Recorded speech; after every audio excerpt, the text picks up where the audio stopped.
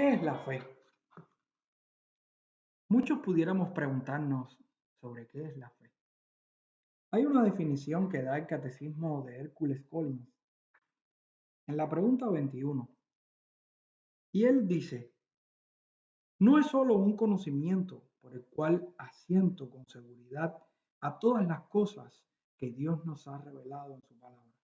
También es una confianza segura encendida en mi corazón por el Espíritu Santo a través del Evangelio, por la cual descanso en Dios, estando convencido con seguridad de que el perdón de los pecados, la justicia y la vida eterna son concedidos no solo a otros, sino también a mí.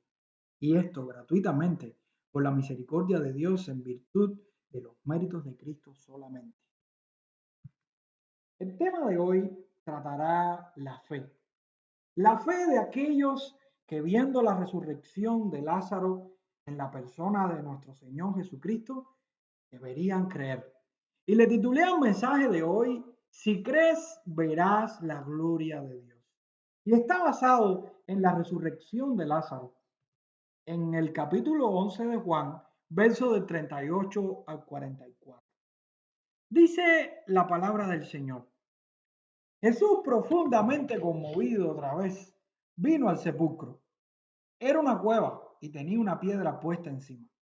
Dijo Jesús: quitad la piedra. Marta, la hermana del que había muerto, le dijo: Señor, hiede ya, porque es de 4 días. Jesús le dijo: ¿no te he dicho que si crees verás la gloria de Dios? Entonces quitaron la piedra de donde había sido puesto el muerto. Y Jesús, alzando los ojos a lo alto, dijo: Padre, gracias te doy por haberme oído. Yo sabía que siempre me oyes, pero lo dije por causa de la multitud que está alrededor, para que crean que tú me has enviado. Y habiendo dicho esto, clamó a gran voz: Lázaro, ven fuera. Y el que había muerto salió, atadas las manos y los pies con vendas y el rostro envuelto en un sudario. Jesús les dijo: desatadle y dejadle ir. Ante la falta de fe de Marta, Jesús se manifestará como quien tiene poder sobre la muerte, al mostrar su poder sobre la resurrección de Lázaro, para que por medio de la fe en él podamos ver la gloria de Dios. Y vamos a desarrollar este texto a través de dos ideas fundamentales. La primera idea la encontramos del versículo 38 al versículo 40 con el título: Jesús confronta la falta de fe de Marta. Y la segunda idea la veremos del versículo 41 al versículo 44, a Jesús resucitando a Lázaro. Jesús confronta la falta de fe de Marta. Aquí nos encontramos con una repetición del estado anímico de Jesús, por lo que nos hace retomar la importancia de su ira frente al pecado y frente a la muerte. El texto en el versículo 38 dice: Jesús, profundamente conmovido otra vez, vino al sepulcro. Y por el griego vemos aquí lo que se considera como un participio causal. ¿Y qué indica esto? Esto indica que hay una causa por la que Jesús fue al sepulcro. Pudiéramos traducir este versículo 38 algo como: entonces Jesús, porque estaba conmovido otra vez dentro de sí, fue al sepulcro. Y aquí estamos viendo la causa por la que Jesús va al sepulcro, porque estaba conmovido. ¿Y qué es lo que significa esta conmoción profunda en Jesús? Suspirar con disgusto, tener indignación. Recordemos por el mensaje pasado que el verbo que se utiliza para conmovió lo que significa es resoplar. Es como un caballo luego de conmoverse tras la ira. También recordemos que la palabra que se utiliza para llanto en la persona de Jesús no es la misma palabra que se utiliza para el llanto de duelo y de gritos que estaban dando María y los demás judíos. Aquí el llanto de Jesús es un llanto silencioso, muy diferente al llanto que estaban teniendo los otros. Y también, como presuponíamos que Jesús no lloraba por la muerte de Lázaro específicamente como un solo objetivo principal, llegamos a la conclusión de que lo que causaba este llanto en Jesús, lo que causaba esta conmoción en Jesús, además de que sentía amor por esta familia y se identificaba con ellos, era también su ira frente al pecado, su ira frente a la muerte, y también pudiéramos incluir que por el contexto inmediato habían personas que no tenían fe y que estaban descalificadas ante él. Esa incredulidad que presentaron tras sus argumentos. Él estaba disgustado, pero estaba disgustado contra la muerte. Estaba disgustado contra el pecado. Y fue así ese lugar, fue directamente ese lugar como el mayor conquistador, el único que puede conquistar la muerte. Lázaro estaba muerto, estaba en una cueva, tenía una piedra puesta encima. Esto es un ejemplo claro de que Lázaro no tenía soluciones para vivir. Y lo confirmamos con la cueva. De hecho, podemos especular y pensar de que esta familia no era una familia pobre, porque tenía una cueva o al menos podía enterrar sus muertos en una cueva. Esto no era de personas de bajos recursos económicos. Y también esto lo corrobora la gran piedra que estaba puesta encima, que lo cerraba. Estas cuevas herméticas y cerradas con una piedra evitaban que animales vinieran y corrompieran el cuerpo de los muertos. También evitaban que los olores fuertes salieran al exterior. Pero 100% probado, pudiéramos decir que al este hombre estar en una cueva cerrada, hermética, 4 días con mal olor, estaba muerto seguramente. Lázaro estaba muerto y nadie tiene dudas respecto a esto. No existe nadie hasta el momento que pueda dudar de esto. Jesús le dice, remuevan la piedra. ¿Y cómo Marta responde a la voz de Jesús? Señor, llegue ya, porque es de 4 días. Así le responde Marta en el versículo 39. Marta, en su falta de fe, le recuerda a Jesús sobre la condición imposible que tiene Lázaro de levantarse de la muerte. Recuerden la fe de Marta. Hay algo positivo, pero también hay algo negativo. Como positivo podemos ver que a Marta la fe le dio para ir al encuentro con Jesús, para reconocer que tiene poder para sanar a la enfermedad, para reconocer que Él es el Salvador, que Él es el Señor, también servirle como portadora de las buenas noticias a su hermana. Pero ¿qué tiene de negativo esta fe? ¿Qué tiene de negativo? Que tiene que ser corregida por Jesús sobre la resurrección, porque ella no entendía en toda su cabalidad que Lázaro iba a resucitar de la muerte, iba a ser levantado de la muerte en ese momento, sino en la resurrección final. Y ahora su expresión confirma esa verdad. Cuando ella dice, Señor, hiede ya, Señor, apesta, Señor, ya está descompuesto, porque es de 4 días. Pero ante una fe tan valiente, el maestro remienda el error. Y aquí radica la verdad principal de este milagro. Y es que si crees, verás la gloria de Dios. En verso 40 Jesús le dice, ¿no te he dicho que si crees, verás la gloria de Dios? Recuerda lo que Jesús le dice en una conversación anterior a ella, en los versículos 25 y 26 de este mismo capítulo. Él le dice, yo soy la resurrección y la vida. El que cree en mí, aunque esté muerto, vivirá. Y todo aquel que vive y cree en mí, no morirá eternamente. ¿Crees esto? Por las palabras de Jesús y este contexto de fe en el que está él conversando con Marta, él muestra la naturaleza de la fe. Es una fe que no es puesta en la fe, sino puesta en él. Es el que cree en él. Y esta naturaleza implica de que no se trata de cualquier fe. Hoy en día cualquiera puede tener fe, pero ¿fe en quién? ¿Fe en la fe en la medicina o fe en otras cosas? ¿O fe verdaderamente en Jesús? Es una fe sobrenatural. Es una fe que viene de Dios. No podemos confundir la fe verdadera, porque la fe verdadera tiene una naturaleza y es que está cimentada en Cristo, solamente en Cristo, no en Cristo y algo más, no en Cristo y la ley, no en Cristo, no, Cristo solamente. Esa es la fe verdadera, la naturaleza de esa fe. Pero también Él les muestra en esos versículos, y le estoy diciendo esto antes de caer en la pregunta que Jesús le hace, porque quiero que nos cimentemos en lo que Jesús le dijo anteriormente.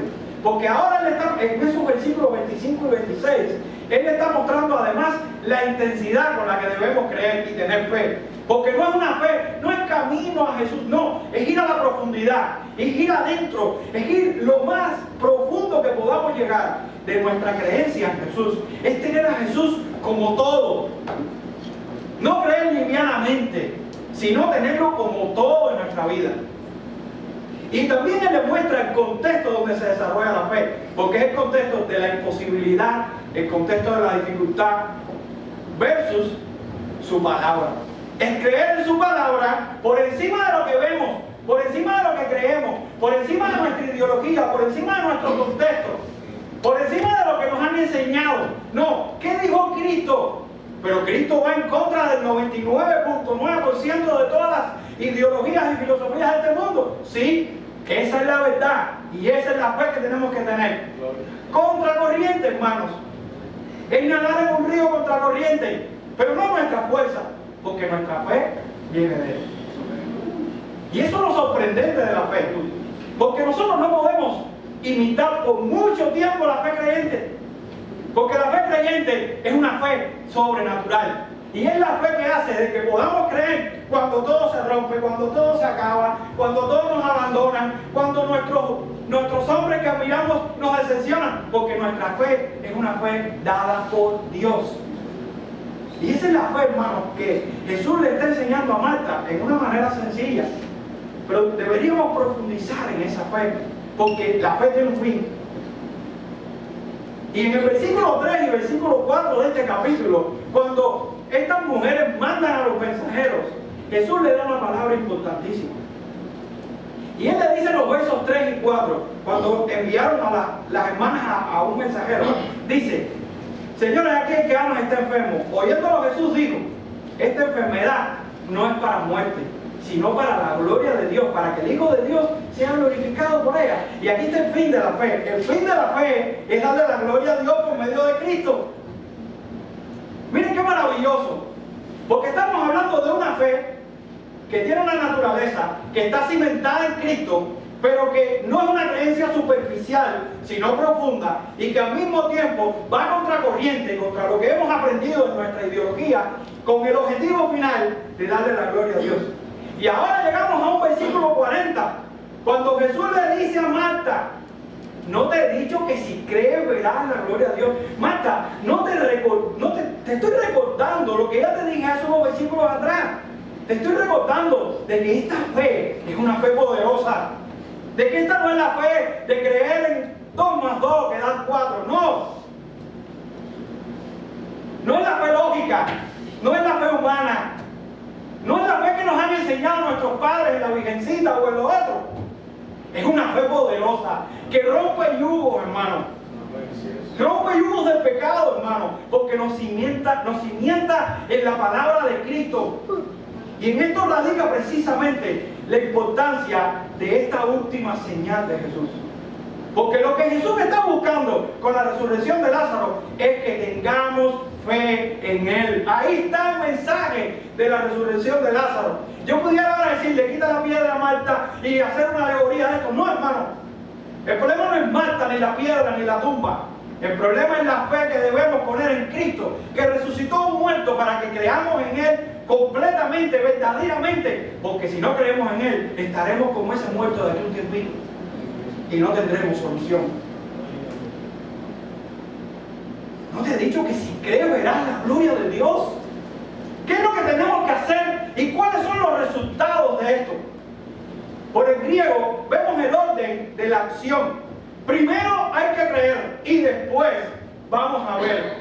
Es importante que no podemos ir a Jesús como viene el incrédulo. No, yo quiero ver para después creer. Y si yo veo, creer. No, primero hay que creer. Es venir a Jesús por fe, confiar en su palabra, aunque no sepamos y aunque no logremos comprender todo, pero Él ha hablado y hay que escucharle y seguirle. Es una fe que nos despierta, porque primero creemos y después vemos.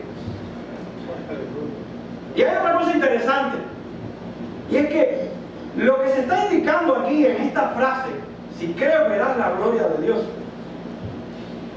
está hablando posibilidad que está en nuestras manos y de una seguridad que está en las manos de Dios. Miren qué importante. Esto es una oración que lo que está diciendo, hay una responsabilidad en ti como ser humano, y es creer. Y hay una seguridad en Dios, como Dios, de darte la posibilidad absolutamente de ver la gloria de Dios. Quiere decir que si tú cumples con tu responsabilidad, de hecho, Dios cumplirá con la de él. Qué maravilloso es poder contemplar de que aún aunque Dios pone la fe en nosotros y da el don en nosotros, nos da la responsabilidad de nosotros actuar. Eso no significa que la fe es una obra para la salvación. No, la fe es un don de Dios. La regala Dios. Nosotros creemos porque Dios tocó nuestro ser y nuestra alma. Si no, no creeremos. Pero es un misterio maravilloso, porque a pesar de que Dios nos convence, nos dice, cree y toma la decisión. Qué maravilloso es saber de que a pesar de que yo estuve muerto, de que yo no podía tener fe, ahora Dios me da la fe para que responda, hermano. ¿Acaso estos pensamientos que están pasando en nuestra mente y estos sentimientos y este sentido de culpabilidad y esta lucha interna que hay en nuestra alma, ¿no será que Dios está poniendo fe en ti para que tomes una decisión ahora mismo o mañana? Yo diría que ahora mismo, porque no sabemos lo que va a pasar mañana.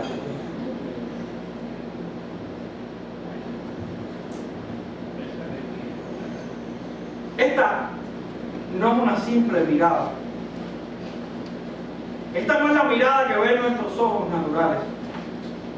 Y a diferencia de otra mirada que aparece en la Biblia como mirar, lo que significa ver especialmente es experimentar, es percibir la revelación de la gloria de Dios. No podemos decir que, lo que les quiero decir con esto es que si nosotros creemos, no solamente, no nos estamos refiriendo a que vamos a ver con nuestros ojos naturales, sino que vamos a contemplar, vamos a percibir, vamos a experimentar la gloria de Dios en nuestra vida. ¿Y cuál es esta gloria, hermano? Cristo. Cristo va más allá de un ser histórico que vino a la tierra. Cristo es Dios. Y Cristo, cuando nosotros tenemos fe en Él, se vuelve vida en nosotros. Y esa vida comienza a prosperar, a evolucionar, a cambiar y a disfrutar. Es una vida eterna que comienza desde el momento que tenemos fe. ¡Qué lindo! Y en esta vida ya estamos disfrutando esa vida eterna, porque Él lo prometió. Y esa vida es Cristo en nosotros. Esa gloria es la gloria que le damos a Dios y que podemos ir a Dios, porque no hay otro camino para ir a Dios que no sea Cristo. Y yo te pregunto, ¿por qué es importante esto? Hasta este momento, ¿estás contemplando la gloria de Dios en Cristo? ¿Estás disfrutando esta gloria de Dios en Cristo? Si esto no pasa, es porque no tienes fe. Porque Dios garantiza ver la gloria de Cristo, pero nos da la responsabilidad a nosotros de tener fe. Por eso sin fe es imposible agradar a Dios. Y ahora vamos a la segunda parte, porque la segunda parte es la resurrección de Lázaro. Y ahora viene un complemento con lo que Jesús le está diciendo a Marta. Marta, mira, yo te he dicho que si crees verás la gloria de Dios. Yo te he dicho que si crees, y esta creencia que tienes, vamos a ponerla en práctica. Y ahora yo te voy a mostrar un milagro para que no solamente creas tú, sino los presentes, y puedan entender que yo soy Dios, que yo soy el enviado del Padre, que yo soy el Mesías, que yo soy el Señor, y que a mí deben adorarme. Y ahora vemos a Jesús resucitando a Lázaro. Y partimos desde el versículo 41. Dice desde el versículo 41 al versículo 42. Entonces quitaron la piedra de donde había sido puesto el muerto. Y Jesús, alzando los ojos a lo alto, dijo: Padre, gracias te doy por haberme oído. Yo sabía que siempre me oyes, pero lo dije por causa de la multitud que está alrededor, para que crean que tú me has enviado. Y quisiera, antes de seguir, puntualizar un elemento importante sobre la interpretación de esta oración de Jesús. Porque esta oración de Jesús al Padre no implica inferioridad, no implica jerarquía, sino que el Hijo Eterno se ha encarnado. Y esto es importante, porque esta oración pertenece al estado exclusivamente de humillación del Hijo y no a su esencia divina. Jesús como humano ora, se somete, depende, pero como divino es igual al Padre, hermano. Él es omnipotente, todo lo puede. Él es omnisciente, todo lo sabe. Él es omnipresente, está en todo lugar. Pero también Él es autosuficiente en el buen sentido de la palabra, porque es como Él. Esta oración implica igualdad de voluntad entre el Padre y el Hijo, porque Él dice: yo sabía que siempre me oyes. ¡Qué maravilloso! Por eso el Hijo no ora para convencer al Padre. Él ora para manifestar la unidad que tiene con el Padre.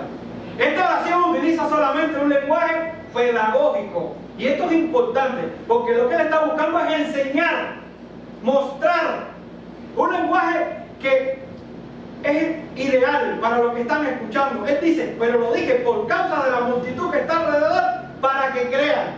Él está enseñándole a la multitud.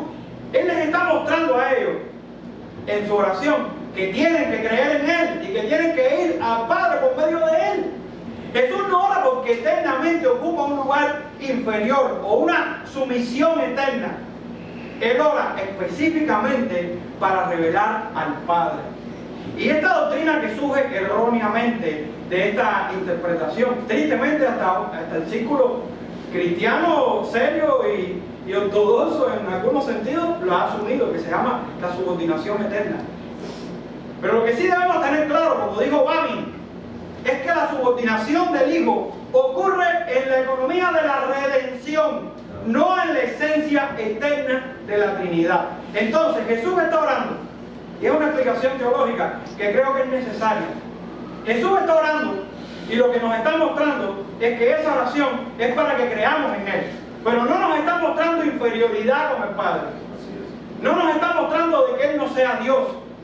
Lo que nos está diciendo es que en el plan de la redención se escogió, Dios escogió en su Trinidad actuar de esta manera: de que el Hijo se hiciera hombre y viniera a la tierra y muriera por los pecadores.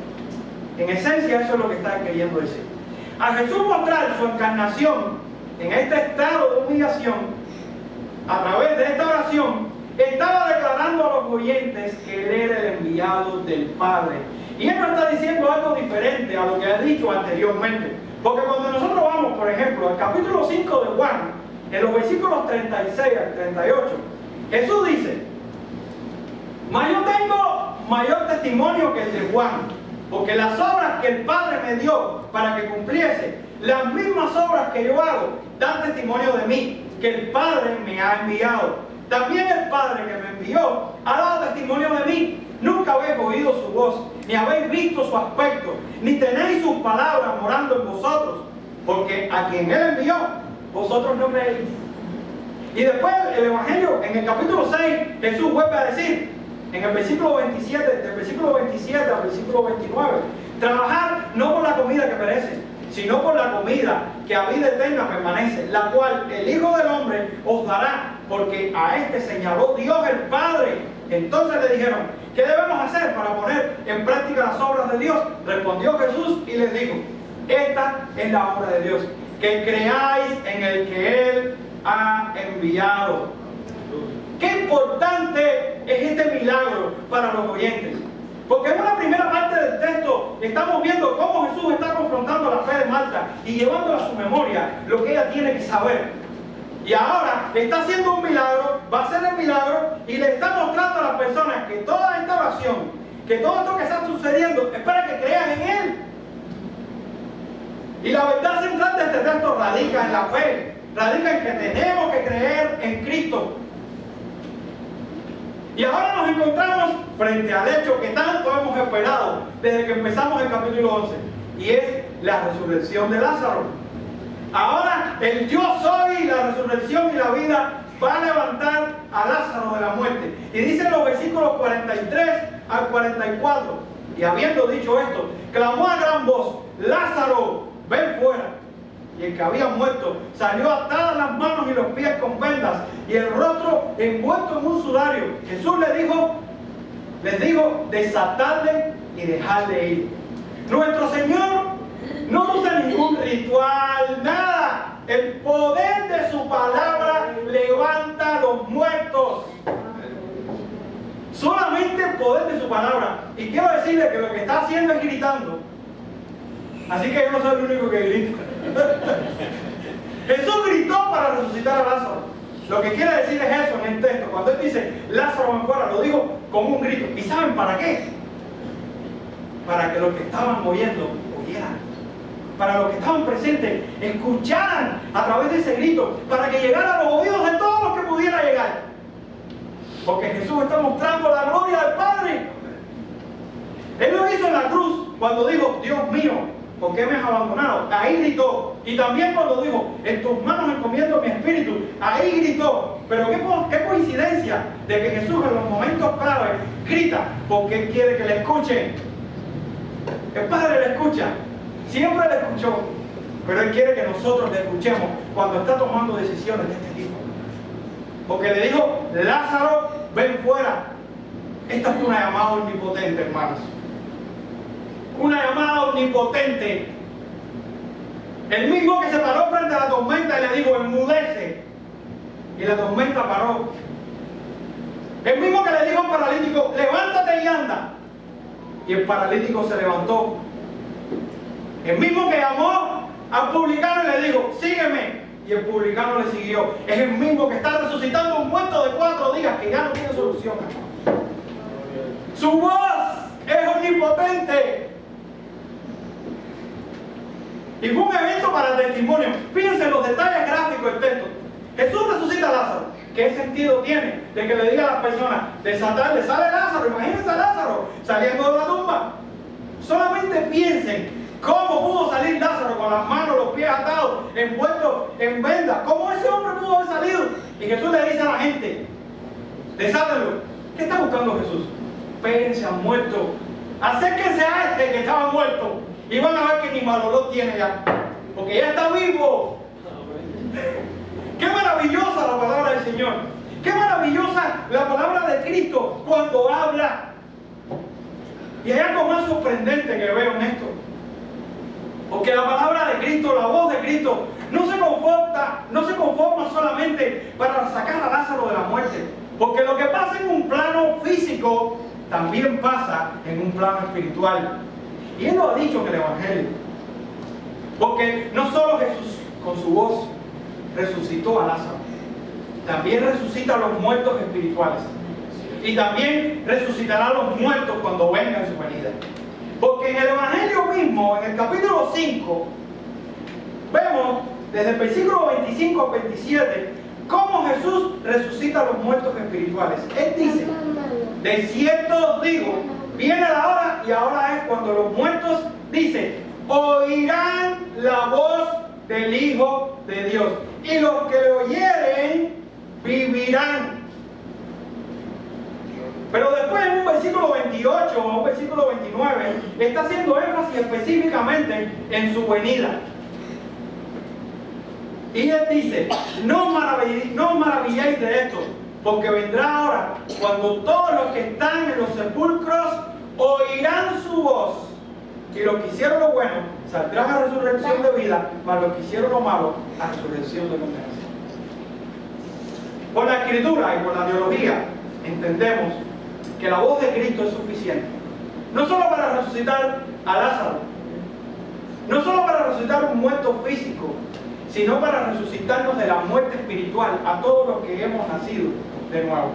Su voz, su palabra en la exposición del Evangelio nos ha confrontado en nuestro pecado y nos ha mostrado el camino que es Cristo. Qué maravillosa es la voz de Cristo, qué dulce es la voz de Cristo cuando llega a nuestra alma. Y nos da la garantía en su resurrección de que resucitaremos con Él cuando venga en el día final. Qué gloriosa la palabra de Cristo, quien tiene poder sobre la vida y sobre la muerte. Pero ¿qué diremos el día que partamos de esta tierra? Cuando nos toque partir, y estemos frente a quien tiene poder sobre la vida y la muerte. Jesús dijo en Apocalipsis capítulo 1, el propio Jesús, en el versículo 17 y 18, Jesús dice: yo soy el primero y el último, y el que vivo, y estuve muerto, mas he aquí que vivo por los siglos de los siglos, amén, y tengo las llaves de la muerte y del Hades. Él tiene poder para dar muerte, Él tiene poder para dar vida, Él tiene poder para condenar, Él tiene poder para liberar. Él es Dios, hermano, Él es el yo soy, el Todopoderoso que resucitó a Lázaro y nos está resucitando a nosotros. Nosotros somos fruto de su palabra, fruto de su poder, y nosotros hemos creído. Pero tristemente, no todos han creído en Cristo. Tristemente, hay muchos que no creen en Cristo, pero ¿cuál será su final? ¿Cuál será su destino? Su presente es evidente. Su presente lo dice, porque estos que no creen en Cristo desvían su mirada en el camino, ponen sus ojos en los hombres, en otros ídolos, en ellos mismos, hacen ídolos del mismo Cristo que no es el real de la Escritura. Estos creen superficialmente, vienen a la iglesia algunos de ellos incluso, pero no creen verdaderamente. Cristo es algo más para ellos. Cristo es una solución cuando tienen ciertos problemas, pero Cristo no es todo para ellos. En esto la palabra de Cristo no reina, hermano. La palabra de Cristo es una palabra más. La palabra no es una palabra viva que los levanta de sus errores y de sus caídas. En esto no pasa esto. Creen más en sus ideologías, en lo que me enseñó mi abuelita o mi mamá, o lo que me enseña la cultura de estos tiempos. Ponen a prueba la palabra de Cristo cuando Cristo les dice: ya no hagas más esto, se acabó esto.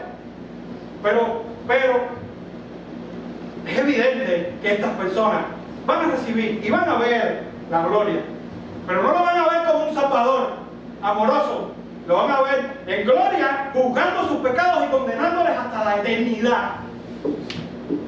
Y esto es una llamada para que nosotros entendamos de que los hombres mueren. Los hombres mueren, y después de la muerte, ¿qué haremos? ¿Estás vivo? ¿Estás vivo y estás escuchando ahora mismo? ¿Tienes oídos para escuchar?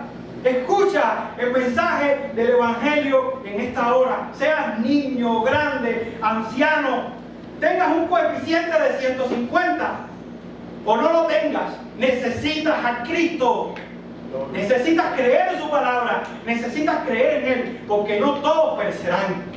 Hay un grupo escogido que Dios desde la eternidad lo tiene preparado, y espero que seamos de esos. Y esos tienen fe, esos ponen su mirada en Cristo correctamente, descansan en sus méritos, descansan en la oportunidad que Cristo les da para perdón de sus pecados. Creen profundamente, porque es evidente en su fe. Claro, se caen, pero vuelven a levantarse, se caen, pero vuelven a levantarse por el poder de la gracia de Dios. Estos creen en la palabra de Cristo, porque descansan, aunque cuando se están equivocando y aun cuando están cometiendo errores, y miran la palabra de Cristo y entienden el mensaje de Cristo, se levantan por fe en los méritos y en las promesas que Cristo les hizo. De saber que mis pecados son perdonados de una vez y para siempre, porque Cristo lo dijo, y ya. Que no depende de mis emociones, no depende de mis deseos, no depende aún de lo que yo creo, depende de lo que dijo Él, de su palabra. Y qué gozo podemos experimentar aquellos que tenemos una fe verdadera, porque sabemos a dónde vamos, a la gloria de Dios. Sabemos a dónde vamos, hermano. ¿Cómo evalúas tu fe en estos momentos frente a este gran milagro? ¿Eres un espectador más? ¿Eres alguien más de la multitud? ¿Algún llorón más de esto que viene a llorar? ¿O eres de aquellos que son quebrantados por el poder del Espíritu y vienen a Cristo y se arrepienten de sus pecados y vienen a Cristo con fe, pidiéndole una oportunidad más de vida? ¿Eres de aquellos que resucitaron con Cristo? ¿Eres de aquellos que Cristo llamó con el poder de su palabra y que hoy le dan la gloria y se la darán por la eternidad? Pues si eres uno de ellos, adora a Dios. Alaba a Dios, exalta a Dios, glorifica a Dios por medio de Cristo, porque estás en el lugar correcto, con la fe correcta y con el amor del Padre en tu alma. Démosle gracias al Señor en esta mañana por Cristo. Padre, nuestro maravilloso Salvador murió en una cruz, dando testimonio y asegurando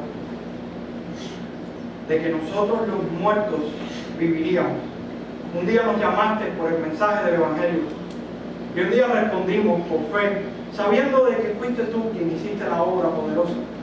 Nosotros solo respondimos a una llamada que llegó a lo más profundo de nuestras almas.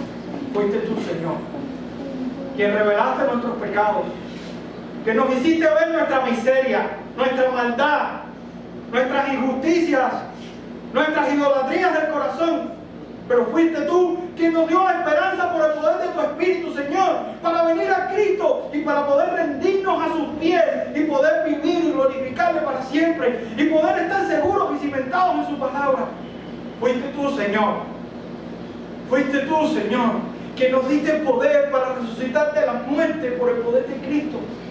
Y aquí estamos en esta hora agradecidos, admirados, contemplando lo que más alto se puede contemplar, y es a Cristo, el suficiente Salvador que resucitó a un hombre, pero nos ha resucitado a nosotros, nos ha dado fe y nos dará la gloria por toda la eternidad. En el nombre de Jesús. Aleluya. Si crees, verás la gloria de Dios.